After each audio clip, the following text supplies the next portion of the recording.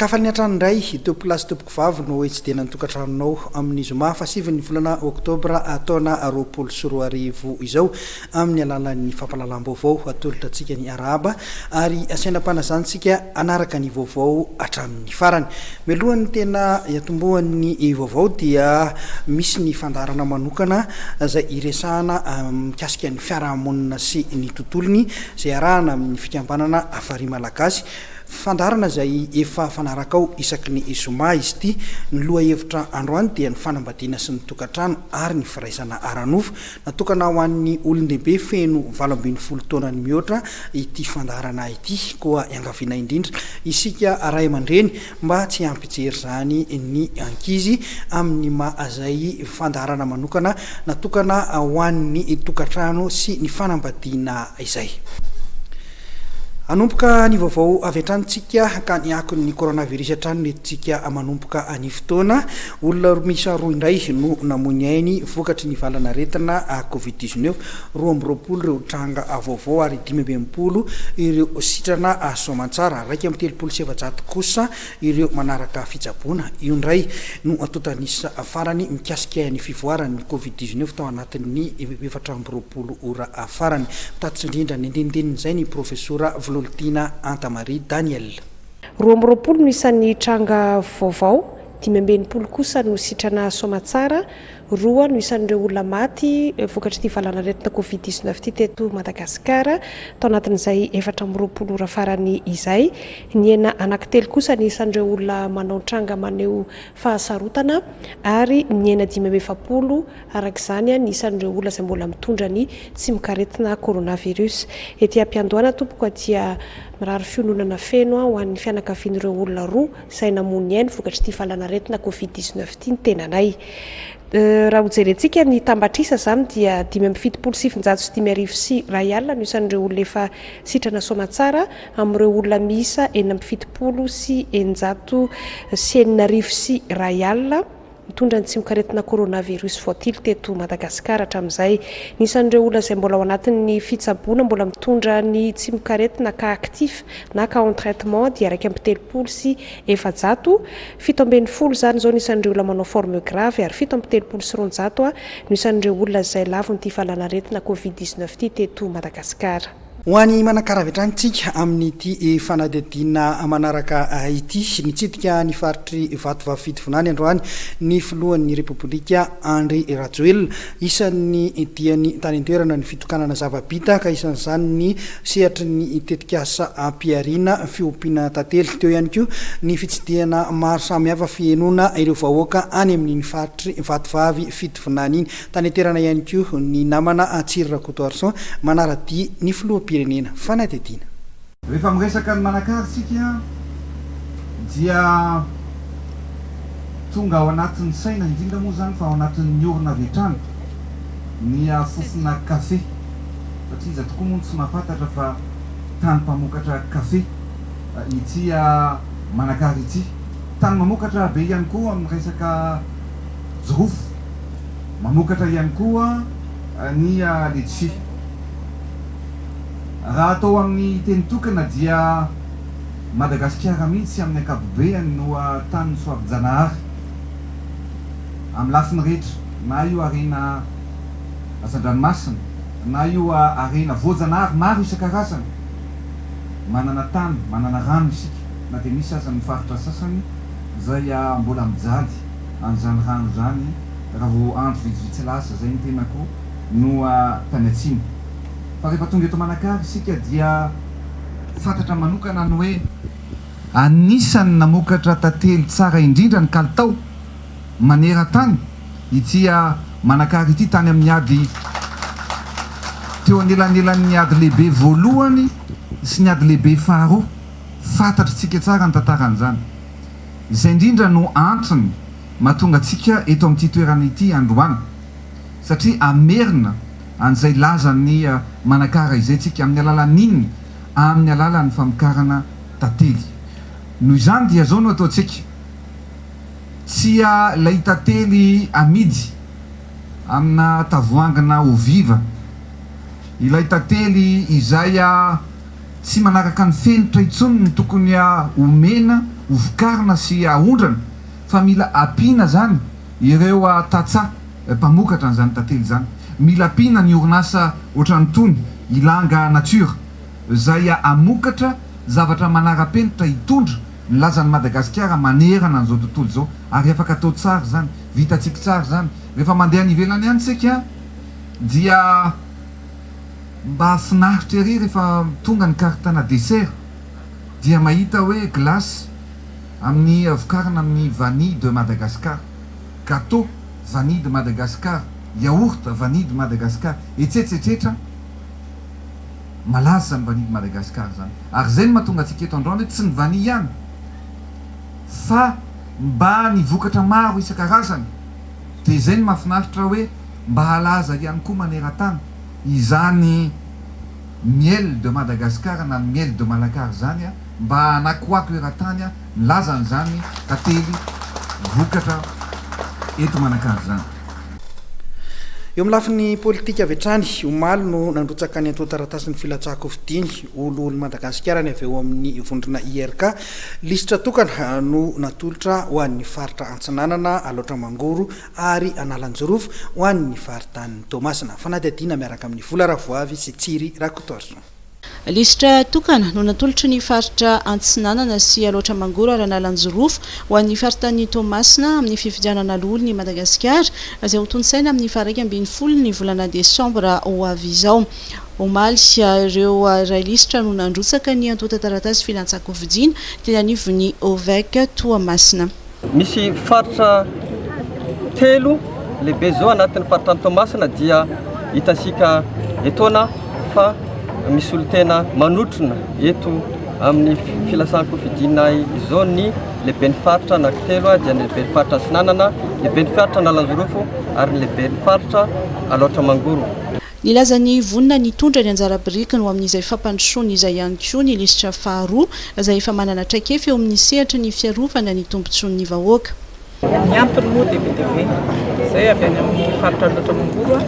député-ny Madagasikara no tenako ary za efa fanitelo zao Rahalany Soamatsara no olo Madagasikara ary avy amin'izay traikefa nanako izay no nahatonga ny filohajaina Andry Nirina Rajoelina mbola nifidiaka nametraka ho deuxième liste atao amin'ny filatsahana ho olo Madagasikara. Izy ireo no voalohany sy nametraka ny antoan-taratasy filatsahako fidina ho an'ny faritany Toamasina mbola manam-potoana ireo lisitra hafa satria amin'ny 12 ny volana Oktobra ho avy izao vao hifarana izay fametrahana antoan-taratasy izay. Ho fanohizana ny fitoriana izay nataon'ireo lolon'ny Madagasikara mahakasika an'ilay didim-panjakana fa 24 tsipika 10 dia nanatitra ny mémoire en réplique izay tetsy amin'ny fitsarana avy momba lalam-panorenana ny lolon'ny Madagasikara Rakotovaza Olivier filohan'ny voameran'ny lalàna sy ny asa-panjakana ary ny asa lala sosialy eo anivon'ny antenimerandolona niaraka tamin'ny talehan'ny kabinetra ny filohan'ny antenimerandolona Rakotondrina Luc Marcel Androany Zoma 7 Oktobra 2024. Ny 10 isanjaton'ireo antotan-taratasy mikasika ny famitsorakeloka anondrara 2024 no nahazo fankatoavana teo anivon'ny CFM araka ny tatitra nataon'ny filohan'ny CFM Mac Alphonse. Antotan-taratasy 7 mikasika famitsorakeloka momba ny rara 2024 no nodiniana nandritry ny fivoriana ara-potoana fahatelo ny CFM ka ny 10 isanjaton'izany no nahazo fankatoavana raha ny tatitra nataon'ny filohan'ny CFM Mac Alphonse androany. Antotan-taratasy fangatahana fanonerana ara-bola sy fanonerana amin'ny asa 720 ny voarahin'ny conseil fampihavanana malagasy ka fangatahana fanonerana arakasa misa 20 no nakatoavany teo anivon'ny CFM. Dossier mikasika ny fangatahana famitsorakeloka ny amnistie dia ny valo amin'izy ireo no nahazo ny 4 no lavina ary ny 4 ambiny dia mbola mila famitorana landalina kokoa. Any hoe zany mbola misy dossier tsy ampy izahay mbola misalasala zahay hoe inona ny tena droit commun investi sa misy zavatra fandraisana amin'ny politika dikan'izay mbola misy fanadihadiana lalina kokoa zany. Ny mikasika ny réparation de carrière na ny fanomerana arakasa dia nisy 5 re dossier ireo ny roapolo no lazainy nandraisina fanapahan-kevitra fa manana zo hisitraka ny fanomerana arakasa ary ny efatra kosa milavina fa ny ray dia mbola mila fanadiadiana lanina. Tsy namoaka ny anaran'ireo nahazo famitsorakeloka sy fanonerana arakasa ny CFM, fantatra kosa fa sivily sy miaramila ary misy ny mpanao politika ao anatin'ireo nahazo famitsorakeloka sy fanonerana arakasa ireo. Tsy mbola nisy kosa ny fanapa-kevitra noraisany teo anivon'ny CFM momba ny fanonerana ireo niaram-boina sy very fananana tao anatin'ny raharaha 2020 sy 2020. Misy kosa ireo fangatahana onitra na indemnisation satria ny réparation zany tsisy implication budgétaire fa réparation de carrière dia ny any amin'ny ministère tompon'andraikitra zany no afaka mijery amin'izy. Fa misy ireo miaram-boina zany namoiny ainy na very fananana na simba fananana dia manao fangatahana aty aminay koa. Izy ireo zany araky ny efa voalazako dia miandry ny fivoahan'ny didim-panjakana na ny décret anankiroa no tena andrasana amin'izy io. Voalohany dia ny fitsangana ny Fonds national de solidarité sy ny caisse nationale de réparation et d'indemnisation satria tokony hitsangana légalement zany izy io, création io zany. Ny décret faharoa dia ny décret izay voalaza ny article 59 ao anatin'ny lalàna io hoe le CFM décide de l'indemnisation suivant les principes et modalités fixés par un décret pris en conseil des ministres. Zany hoe io didim-panjakana io zany mamaripatra ny pitsopitsony rehetra amin'izay tokony arahina amin'ny fanomezana onitra sy ny fomba fanadiadiana etc etc. Mikasika ny fangatahana fanonerana manodidina ny 500 miliara ariary napetraka ny vondrona Tico dia toy izao ny fanazavana no entsiny ny filohan'ny CFM. Groupe Tico dia efa nanatitra requête taty amin'ny andro ny FFM ny voalohan'ny volana avril 2020 zay nanaterany dossier taty. Dia tamin'ny farany teo zareo nanatitra dossier fanampina ka nitsoroko dia zao ato rehefa mikirakira n'ireo dossier ireo zahay dia tsy misy dossier mena tombony na dossier atao akilabao fa mitovy tantana daholo, tsisy traitement de faveur na exclusion na dossier atao aminay fa dia mitovy ny fikirakirana ny dossier rehetra zay tonga atao aminay. Dia ohatra ny dossier rehetra zany ato amin'ny CFM dia mangataka ry zareo ny hoe zao ny préjudice voina nahazo amin'zareo dia mila nyzao vola zao any amin'ny fanjakana zahay. Ohatra n'ireo dossier ireo dia ireo dossier ireo dia samy mametraka sy mametra ny ataontsika hoe ny voina nahazo azy, chiffre ny zareo ihany ny misiffre azy fa voalazany lalàna hoe arakaraka ny fahefan'ny fanjakana no andoavana an'izy. Marina fa ny farana tamin'ny fomba ofisialy androany 9 oktobra ny fitaom-pivoriana ara-potoana fahatelo ny CFM ho amin'ny ity taona 2020 ity. Vaovao anivon'ny commune Antananarivo renivohitra lany teo anivon'ny mpanolontsaina ny tanàna ny teti-bola 220 ho an'ny commune Antananarivo renivohitra. Mpanolontsaina misa 7 avy amin'ny RK sy avy amin'ny Tsimakina no nandany ity teti-bola ity. Vola Sora Velson no mitatitra ny vaovao. Mpanolontsaina munisipaly misa 7 izay nahitana IRK sy avy amin'ny Tsimiakina no nandany ny teti-bola ny commune Antananarivo renivohitra ho an'ny taona 2020 omaly no nanatontsany izany Latsabato izany. Tao anatin'ilay izy nanitsika zany ny atao hoe fampidiram-bola na ny recette fivavaza dia ny fandanina na koa natontsika hoe dépense sy investissement dia le boky be natao budget primitif no nanitsika amin'izany. Tsara fantatry ny betsiny maro fa raha eo amin'ny recette zany na fampidiram-bola dia eo amin'ny 75 milliards dia ny dépense aloha zany mba isin'ilay équilibre dia 75 milliards. maro ny fampidiram-bola ny commune azahoana ny fampidiram-bola no vinavinaina raha ny tena izy ty misy tableau ngamba nomeko anao raha ohatra resaka recette impôt sur les revenus io 6 milliards ny impôt sur le patrimoine 10 milliards zany io zany tena fidiram-bola be ny commune no de ny impôt sur le bien et service 10 milliards de ny après io zany misy hoe recette fiscale contribution takazany de ny recette non fiscale misy 21 milliards de zay zany mame eo amin'ny 58 milliards eo c'est les recettes zay de rehefa avy eo moa zany ato misy le subvention zany any amin'ny 30 milliards eo de tonga any amin'ny 75 milliards izy araka ny fanazavana dia nahitsy avokoa ny 3.900 nireo andini-dalàna ny takiny ireo mpanolotsaina fanitsina nivoaka ny evitrano fivirina nefa ny mpanolotsaina ny tima satria voalazan'izy ireo fa tsy voaja ny lalàna amin'ny fandaniana ny tetibola tsy nandany ny tetibola ihany koa ny komba ary nametraka fitarainana teo anivon'ny conseil d'état ho fanoherana ny fisiny ny fivirina tsy ara-potoana mbola anivon'ny vaovaon'ny commune Antananarivo renivohitra izay ihany mahakasika izay tetibola izay nisy ny ady hevitra sy ny fanitsina natao vao niroso tamin'ny fandaniana ny tetibolan'ny commune ho an'ny taona 2024 ny mpanolotsaina hoy Ramatoa Laladiana Ravololomanana vola Ravoavy sy Tsiry Rakotoarsan lany tamin'ny fomba ara-dalàna ny tetibolan'ny commune Antananarivo renivohitra 2024 hoy Laladiana Ravololomanana mpanolotsaina ny tanàna nosoritany ihany koa fa nisy ny ady hevitra ary ny fanitsina no entiny mpanolotsaina ny tanàna tao anatin'ny fandaniana ny tetibolan'ny commune lany ny tetibola tsy nasipantsinana tamin'ity budget 2021 ty sy ny fomba nandaniana ihany budget 2021 hoentin'ny tanàna miasa zany dia tena nisy ny ady hevitra ary nisy fanitsina maro izay nentin'ny mpanolotsaina ny tanàna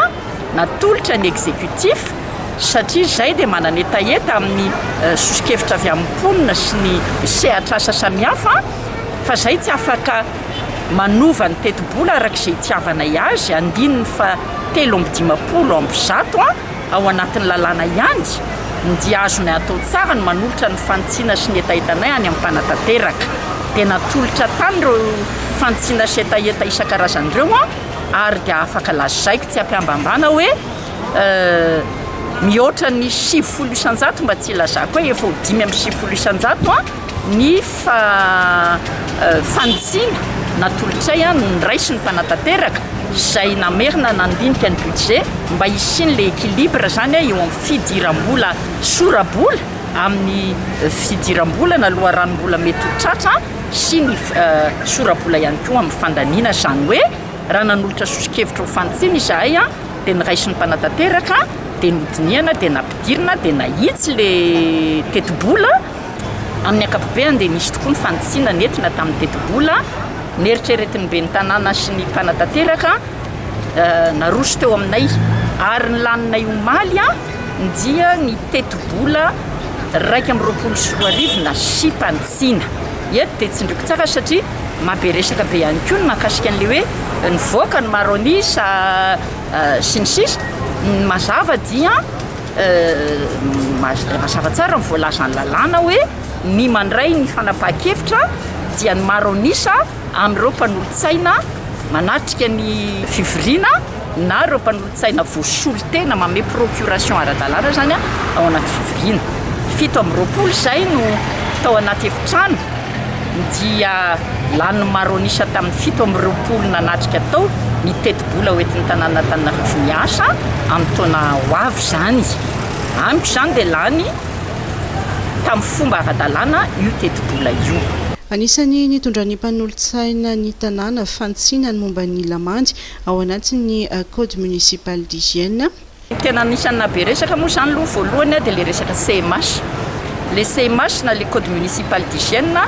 zay tiako marihana hoe efa nisy io tamin'ny 2013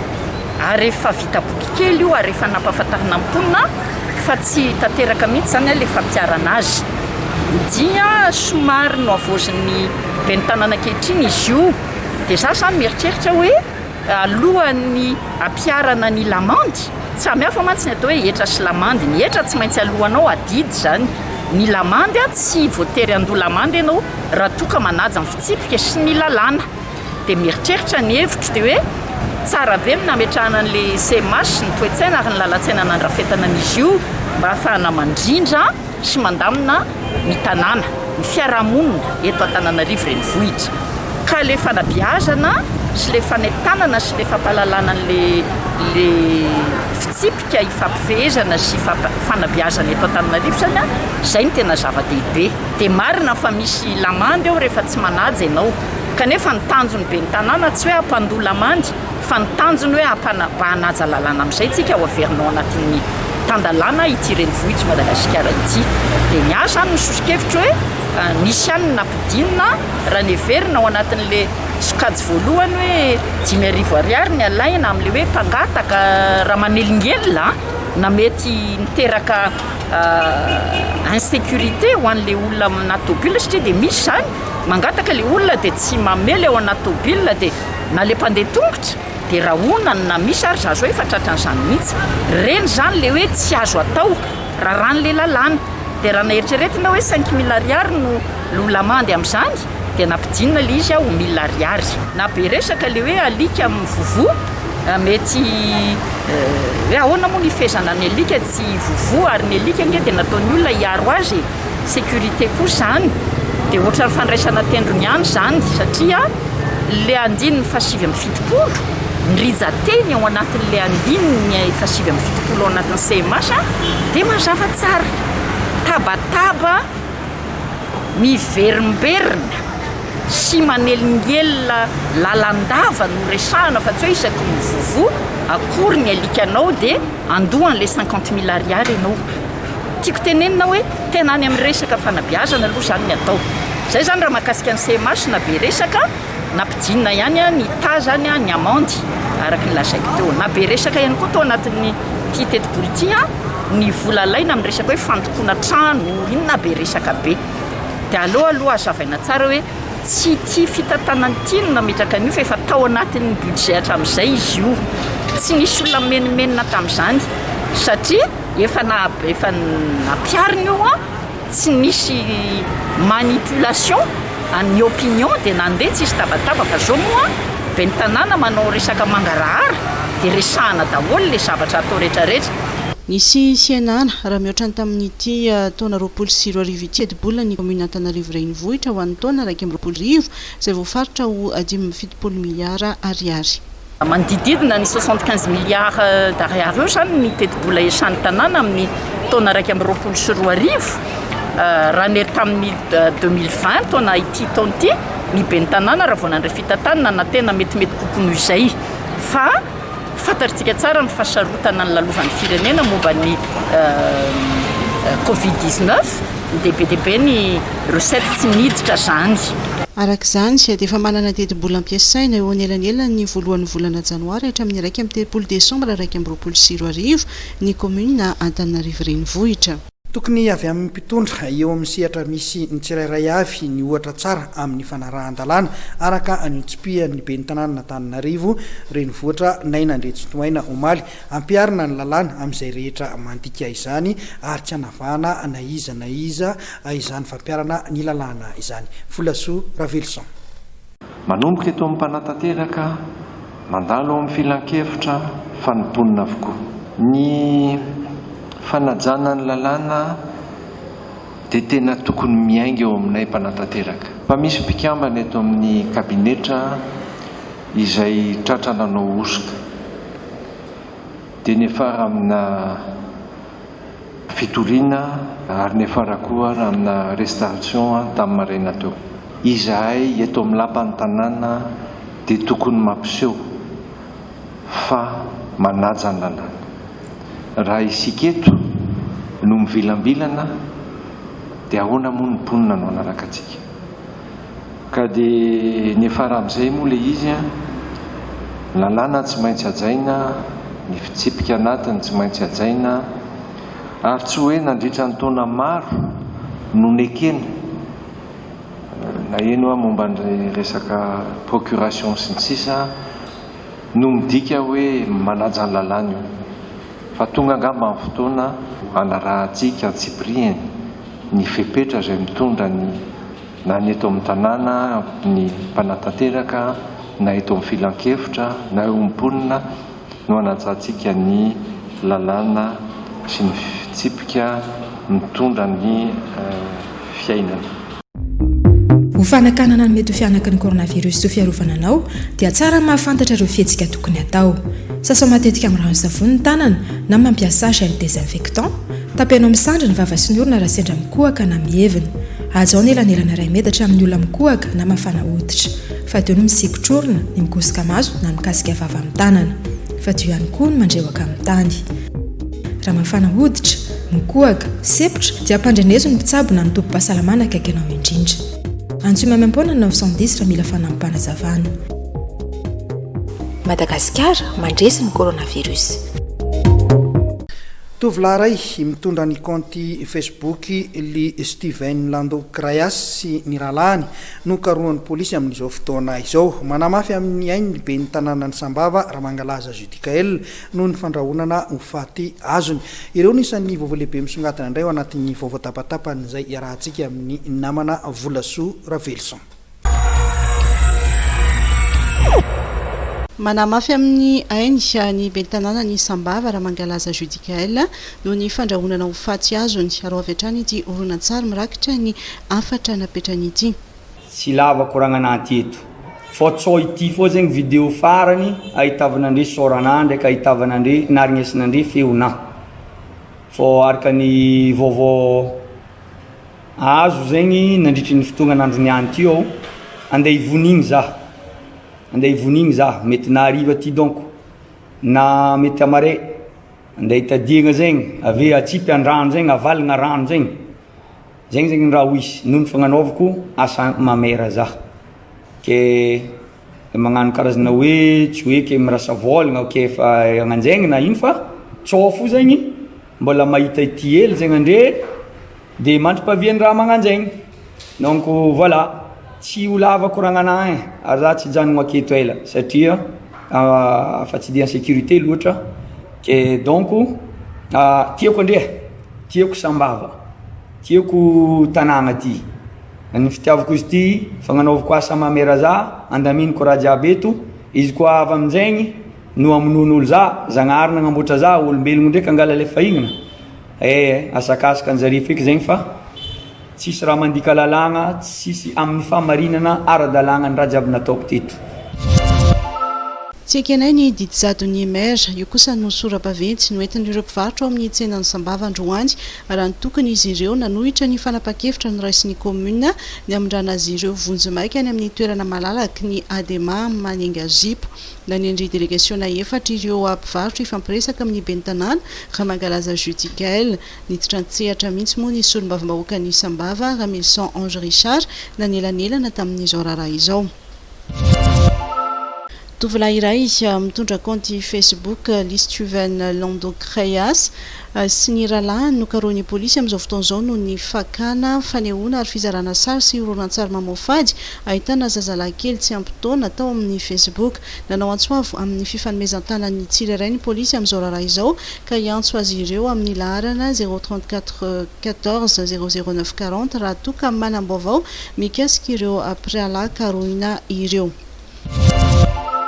Vola 7 tapitrisa sy firavaka volamena ary entana maromaro tao an-trano no lasan'ny jiolapa makitrano. Io ny vokatry ny fanafiana izay nitranga ny alarobia alina teo tokony tamin'ny 12 ora sy sasany tany amin'ny fokotanjy Ambodimanga any Ambatondrazaka. Jiola misa 7 ny rongobaso no nanafika 10 minitra taty aoriana dia tonga teny an-toeran'ireo mpitandro filaminana saingy efa tafitsoaka ireo olon-dratsy. Olona misa 7 izay voaroroy tamin'ny raharaha fanombana ny fiaran'ny commune Ambonivohitra Fianarantsoa tamin'ny zoma 10 septambra 2020 no atolotra fitsarana taorian'ny fanadihadihana ny raisan'ny zandarmaria pirenena sy ny polisy pirenena. ratsevina dia nanatanteraka didy mikasika ny fandravana ireo fototra afitrasany orona tsara-dalàna tany amin'ny toerana atao hoe Lavale manamorona ny RN7 ny commune Fianarantsoa naneo ny tsy hafalintsy ireo olona tompony izany fototra afitrasa izany ka nanakana sy ny torabato ireo anatanteraka ny didy fandravana potika tamin'izany ny fitaratra ny laona sy fitaratra amin'ny sisiny ny fiarabe ny commune miisa roa. Ivatika lafim-baovao hafa mihitsy isika mbola maro ny tany fandraisana ndraiky ny vehivavy eo amin'ny sehatra maro indrindra fa ny sehatra politika eto amintsika nanamafy izany androany ny teo anivon'ny filakevitra nasionaly momba ny vehivavy eto Madagasikara na ny CNFM Jemimera Daniel sy Mamra Samuel no mitatitra antsika ny andinindininy izay vaovao izay. Mbola vitsy ny vehivavy no sehatra eo amin'ny asa ara-politika eto Madagasikara. Isan'ny antony mahatonga izany ny tsy fisian'ny fahavononana ara-politika ampiroborobo ny miralenta. Manoloana izany indrindra sy noho ny fahatsapana fa manana ny traikefa entina natanterahana izany ny vehivavy dia manao antsoavo amin'ny mpitondra mahefa ny CNFM na ny filakevitra nasionaly momba ny vehivavy eto Madagasikara mba hanendry gouvernoura vehivavy amin'ireo faritra 10 mbola tsy misy izany. Satria dia ny 17 amin'ny faritra 20 dia efa nahazo gouvernoura avokoa amin'izao fotoana izao ary gouvernoura lehilahy. Eo ihany koa ny ametrahana mahasoa vehivavy amin'ireo toerana mbola tsy misy olona voatendry. Mila ampitombona ihany koa ny teti-bola miandraikitra ny vehivavy sy ny fiarovana azy ireo. Ny tolo-kevitra natolotra anay tamin'izany dia mba hampiakarana ny teti-bola izay atokany fanjakana makany amin'ireo sehatra sosialy eto amintsika. Anatin'izany ny fampianarana, ny fahasalamana, indrindra koa amin'ireo ministera miandraikitra manokana ny mponina sy ny vehivavy. Tokony amoraina ny fahazahoan'ny vehivavy misitraka ny famatsim-bola na ny tetikasa mba ho fanarenana ny fari-piainan'izy ireo aoriana izao krizy izao. Eo amin'ny lafiny fiakarany trangany herisetra makany amin'ny vehivavy dia mangataka izahay mba hisian'ireo ivitoerana fiainona na fandraisana ireo vehivavy izay hiarany herisetra ary atao maimaim-poana ny resaka fitoriana sy ny fangatahana izy ireo taratasy fanamarinana ara-pahasalamana sy ny fitsaboana azy aoriana izany herisetra izany. Eo amin'ny lafiny fandrindram-piterahana dia mangataka koa izahay any amin'ireo faritra izay mbola latsaka ambany ny tany fandrindram-piterahana mba hisy ny ezaka manokana mba hampiakarana ny tany izany fandrindram-piterahana izany satria ny fahamaroany zaza teraka dia miteraka ny fahafatesan'ny vehivavy eo am-piterahana. Tamin'ny taona 2014 no niorina ny CNFM izay manana tanjona ny ampiroborobo ny vehivavy sy ny miralenta eto Madagasikara. Efa misy 70 ireo mpikambana tsotra raha toa ka 70 ireo fikambanana. Vaovao anivon'ny faritra Analamanga amin'izao akatoky ny fanombohan'ny taom-pianarana 24 raiky amin'ny 24 izao dia nanolotra tabli fianarana ho an'ny CEG nilazaina ny teo anivon'ny faritra Analamanga entina indrindra ampiroboroboana ny lafin'ny fampianarana. Vola Ravoavy sy Tsiry Rakotoarsan. Anisan'ny tena manahirana ireo sekolim-panjakana ao anatin'ny commune Anosy Avaratra, distrika Antananarivo Avaradrano ny tsy fahampian'ny W. Ho any eto amin'ny CEG lazaina manokana dia W iray hipetrahany ny mpianatra 4 ary betsaka amin'ireo sekoly vaovao no tsy manana W. Amin'izao ankatoko ny fanombohan'ny taom-pianarana 24 raiky amin'ny 24 izao dia nanolotra W ho an'ny eto amin'ny CEG lazaina ny eo anivon'ny faritra Analamanga. Fanabeazana ho an'ny olona rehetra. Ka ao anatin'izany ny fanolorana reto bao reto izay dia iraka avy amin'ny filoham-pirenena ary ny gouvernoura gouvernoura amin'ny faritra Analamanga no misahana an'izany. Reto tablio misy azaty reto dia ho atolotra nareo ampitiavana mba engany ianareo mpianatra sy ireo mpanabe sy ireo mpampianatra mba hampiasa azy tsara mba hitondra fahalalana sy mba hitondra zava-misoa aminareo.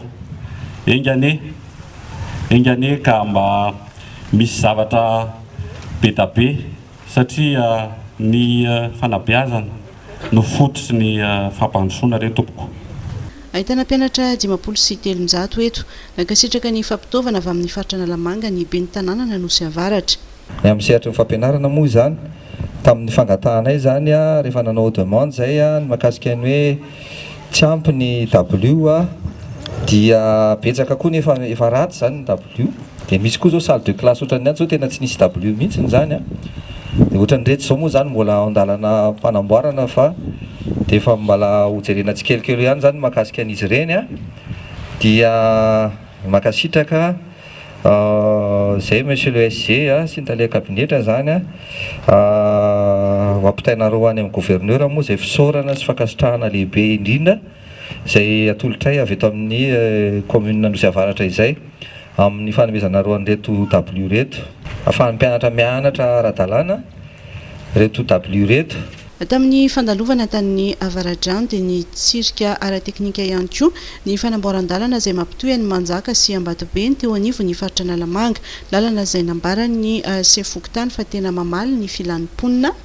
Ny lalana ty zany mampitohy ny Fokotany Manjaka, ny Fokotany Mansoa, Ambatobe. Manala mihitsy ny embouteillage avy any Ambatobe satria maro mpanatitra mpianatra no mandalo amin'ny lalana. Andalana ihany koa ny fanamboarana ny lalana Rarivato miainga eo amin'ny tetezana Atsapandrano Ilafy ka mivoaka ny amin'ny commune ny Sabotsina Mehana. Zavatra njena moa androany dia ny lalana pavé ny tery Antanety be Ilafy izay mirefy 570 metatra dia eto Atsapandrano koa moa zany misy lalana pavé hitantsika eto 1200 mètres eo izy io ny refiny. Ny lalana anao mbola misy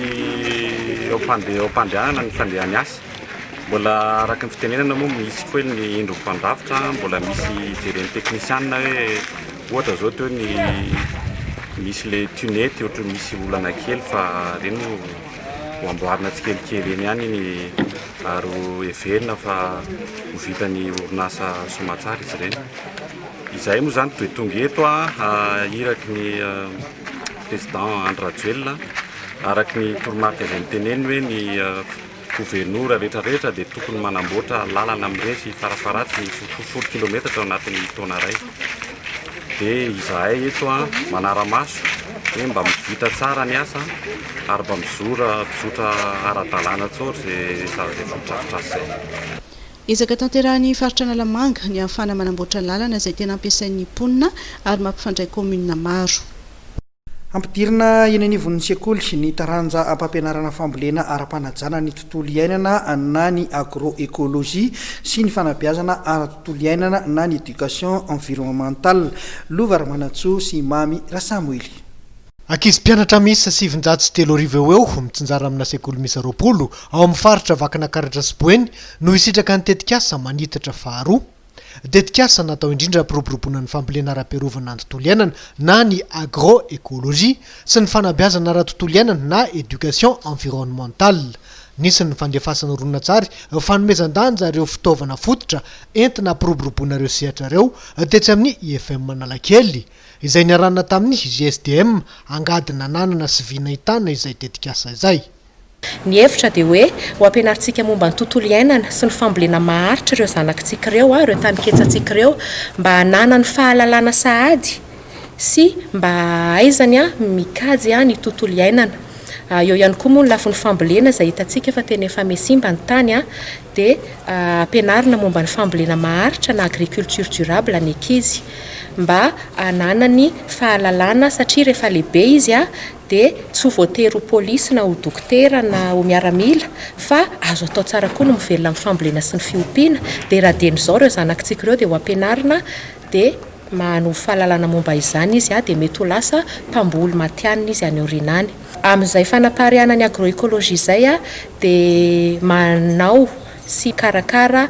outil de communication na fitaovana maro isan-karazana GSDM entina mampita izany. Miendrika fanabeazana mifototra ny tetikasa manitatra faharoa izany hoe ny ankizy indray no mampita ny fahaiza-manao any amin'ny ray aman-dreniny amin'ireo mpanabe datsa ireo mpisehatra eo amin'ny fampandrosoana maharitra sy ireo mpitarika. Tetikasa andrany ty na mpahafantarina tetsy amin'ny FM Analakely ty. Nametraka vina ny ampiditra ny agroécologie sy ny éducation environnementale ho fandaharam-pianarana eo anivon'ny sehatra nasionaly tokoa ny GSDM ao anatin'izao tetikasa zao. Voavoanivon'ny postra malagasy nankalazaina androany ny andro maneran-tany ho an'ny postra ho an'ny teto Madagasikara dia maromaro ny hetsika nentina nanamariana izany fankalazana ny andro maneran-tany ho an'ny postra malagasy izany. Mitatitra anenendin'ny vaovao Mamra Samuely sy Claudia Rasolson. Ny hitatra teto amin'ity birao ny fitantanana akabe'ny postra malagasy ity ny firehetana ny atomboka tao amin'ny ONE ny aliny 15 Jolay lasa teo. Tsy niandrela ny postra malagasy fa niroso avy hatrany tamin'ny fanarenana. Andalam-pahavitana ny asa fanarenana efa vita ny rez-de-chaussée ny riana voalohany sy faharoa. Mampiseho ny finiavan'ny postra tsy hijanona anaty olana izany. Nanam-piniavana ny mpiara-miasa rehetra nanao fanamby ny tompona rehetrarehetra ato postra malagasy hoe andeha iroso sy hanatsara foana hatrany mba hoentina sy mba ahafahany indrindrandrindra manome fahafapo le mpanjifa satria ho anay zany dia izay mpanjifa zay foana hatrany no tsinjovina voalohany indrindra ato amin'ny postra. Taorina ny fahamaizana iny moa zany sy taorina le fihiboana dia mandeha ara-dalàna ny miasa mandeha na ny service financier ahitantsika ireny postra monnaie amin'izao fotoana zao mbola mitohy foana hatrany ny fandoavana ny tosika famelo manerana Madagasikara, misy any Manakara any, misy any faritany Fianarantsoa any, PDB manerana Madagasikara dia mandoa sy mandray anjara feno ary mavitrika amin'io resaka tosika famelo izahay. Toy izay ihany koa ny fitaterana ny entana dia nateo aza ny olana maro isan-karazany nateraky ny le fihiboana tamin'iny Covid-19 iny dia fantatrareo tsara fa tena au front nandray anjara tena mavitrika teny anivo ny vahoaka teny ny postra malagasy na tamin'ny fandoavana n'le tosika famelo resahako teo na indrindrandrindra ihany koa tamin'ny fitaterana ny entana, fitaterana fanafody, fitaterana ny matériel rehetra izay ny ilaina. PDB tamin'ny fitaovana ny ilaina tamin'iny ady tamin'iny Covid-19 iny dia izahay tato amin'ny postra malagasy no nitatitra azy. Maimaimpona no nitondrany azy tamin'ny fiaraha-miasa tamin'ny ministeran'ny fahasalamana sy ny CCO ihany koa dia niara-niasa mavitrika tamin'ireny izahay mba hoentina miady amin'ny Covid-19 sy hoentina hanatsarana ny fiainan'ny vahoaka malagasy ihany koa. Ny alarobia atoandro teo dia nisy ny flash mob no tanterahany fianakaviam-ben'ny postra malagasy teo anoloan'ny postra Analakely. Ny flash mob dia fomba iray fampitana hafatra ary natao anehoana ny fivoaran'ny postra malagasy izay miara-mivoatra amin'ny fiainana andavanandro. Nampitaina tamin'ny alalan'ity seho ity fa mihetsika ny postra malagasy manana fahatanorana, endrika vaovao sy fomba fisainana vaovao. Tsy miova ny fanamby ho an'ny postra malagasy dia ny atsapan'ny rehetra ny fitondrana fanovana. Isy ny fiovana ao anatiny eo amin'ny fomba fiasa ary misy ihany koa ireo tetikasa fanavaozana na ny rebranding. Iarahana amin'ny ministeran'ny postra ny fifandraisan-davitra ary ny atao arakady mirindra. Fanamby iray ihany koa ny fanitsenana ny banganisy nandritry ny fiboahana mialohan'ny farany taona. Ary fatio amin'ny lafin'ny fanatanjahan-tentsika mamaraparana ny vaovao anangana sekoly ny baolina kitra eto Madagasikara i Christian Kely mpilalao anatin'ny ekipa pirenena fahiny izay mila ravinahitra any Frantsa ho tanterahana rampitso ary eny amin'ny kianjan'ny Don Bosco ny fifantenana ireo ankizy ho fanina ao anatin'ity sekoly ity. Fanadiady ho tanterahana rampitso sabotsy tolakandro eny amin'ny kianjan'ny Don Bosco ny fifantenan'ireo ankizy hiditra ao amin'ny sekoly ny baolina kitra izay atsangany Christian Kely eto Madagasikara. Christian Kely izay mpilalao tao anatin'ny ekipa pirenena fahiny mila ravinahitra any Frantsa manomboka eo amin'ny skajy U13 ka hatramin'ny U20 no ho volavolaina ho lasa mpilalao matianina ao amin'ity sekoly ity tanjona dia ny hamoaka mpilalao ho lasa matianina. École olo ohatraohatran'ny école eto Madagasikara ihany ohatran'ny école misy ny andretsaretsy ireny fa mahasamihafa an'le anay fotsiny zany any anay école ohatran'ny hoe suivena hatramin'ny fianaran'le ankizy manahoana ny fiainana ao an-tokantranony miaraka amin'ny ray aman-dreny fianarany mivavaka be mamalivaly zany zany atezany amin'ny école mazava ao zany ny ambon'izay any amin'ny resaka sport sy foot mihitsy ny menao anatin'ny sport latsaky ny roapolo taona fa ny 18-19 mihitsy misy critère hafa mihitsy satria raha sitrapon'Andriamanitra mitsangana tsara le hoe 18-19 dia hiparticiper amin'ny tournoi eto Madagasikara zany na championnat Analamanga na ny ankizy kely participer daholo zany satria misy latsaky ny fito taona dia misy U13, D15 D17 qui lui atao io participer daholo voafetra nisan'ny ankizy ilaina voafetra satria raha be da be loatra tsy voaraka izy satria misy kely ny sasa mety be da be dia volan'ny ankizy fotsiny ilaina fa ferana mihitsy zany nisan'ny ankizy andray anjara mba afahana misuivy any zareo hoe inona ny satria manana cahier zareo manana carnet manana zavatra rehetrarehetra raha maso zany sary tapaka valo no fenoa anatina na fisy valo zany dia reny tsy maintsy arahana daholo momba ny vanikely ka sosary dia manentana an'izay ankizy tonga tsy fanavana finono na tompim-pivavahany na politika na firazana na fa afaka tonga eny amin'ny Don Bosco aveto eny amin'ny Don Bosco Ivato ny rendez-vous amin'ny talaty zao mitondra matériel efa nanao entraînement foana zay efa ray volana zay fa amin'ny sabotsy zany vao atao ny test isavana amin'izy satria be da be loatra ilay ankizy dia mbola tsy tara mihitsy zany izay magnano ny test ty hoe inona ny dikany va ny any tana na avaiza ianao na avaiza tonga avy eny amin'ny terrain Don Bosco amin'ny sabotsy amin'ny ray sasany amin'ny latsaka dimy manomboka isan'ny mampiavaka ity sekolin'ny baolina kitra ity ho Christian kely dia ny fampiasana ireo fitaovana manara-penitra eo ihany koa ireo mpanazatra izay samy manana traikefa tao anatin'ny ekipa-pirenena ka isan'izany bota mpiandro Satokazy Mbaria maître Etienne mpilalao tao amin'ny poste ary maître Koko mpilalao ny Elgeco Plus. Bariany Madagasikara anio alina amin'ny sivora sasany ho reto Madagasikara no iona amin'ny Swift Esperance ao Luxembourg kipa division voalohany ny Bariany Madagasikara lalao tafiditra ao anatin'ny fanomanantena ny Baria mialohan'ny iatrehana ny Côte d'Ivoire izao lalao atao androany alina izao ny alatsinainy izao dia ho an'ny Maroc iray ny Bariany Madagasikara hiatrika mbola lalao ara-pirahalaina amin'ny Burkina Faso. Ho tanterahana anio alina manomboka amin'ny sivora sasany any Luxembourg ny lalao fitsapana voalohany ikatroan'ny Baria de Madagasikara sy ny Swift Esperance ekipa division voalohany ao Luxembourg. Raha ny vaovao azo farany avy any toerana dia isan'ny mpilalao andrafitra ireo 12 iditra voalohany ireo mpilalao 4 amin'ny rahalava vonatsono dia Ir Bastien, Hakim Abdallah, Oasiro ary Alexandre Ralimgom. Mialohan'ny lalao dia nisy hatrany ny fitsirena ara-pahasalamana Covid-19 hatreto dia salama tsara avokoa ny mpilalao rehetra.